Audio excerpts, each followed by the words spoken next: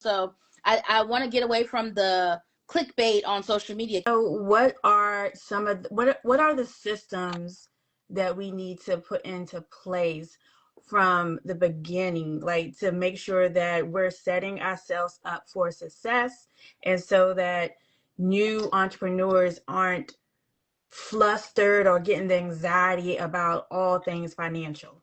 I think one, you need to be clear about what your ask is, because what I find is a lot of people get decision fatigue as entrepreneurs, right? So they're like, okay, should I be in QuickBooks or should I be in Yes. FreshBooks? Should I be in anything? Should I just do an Excel spreadsheet?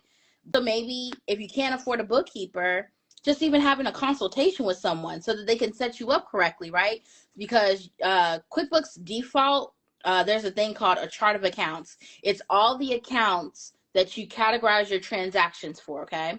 So because it's a default, it's like a blanket chart of accounts Yeah. for everybody. But if you're like an artist and you hang your artwork in a gallery and they do commissions, you'd Mm-hmm. actually need to add that expense on your chart of accounts because it's not something that's already in there for the default, Mm-hmm. right? I'd also, because most people as a single member LLC or even a solopreneur, your business, what you're filing for your taxes are going to intertwine with one another. So Okay. having a conversation around, what does it look like for me to have a profit of $2,000 on the business, and what taxes would I have to pay on that, right? So I want to get away from the clickbait on social media. Can you put your child on payroll? Absolutely. And not pay Right. taxes up to a certain amount? Absolutely. But if I was an IRS agent, if you don't have yourself on payroll, that doesn't make sense for you to be paying your child. Who's the Right. priority here? Right. Like Right. also we need to make sure that we're doing steps that make sense Yeah.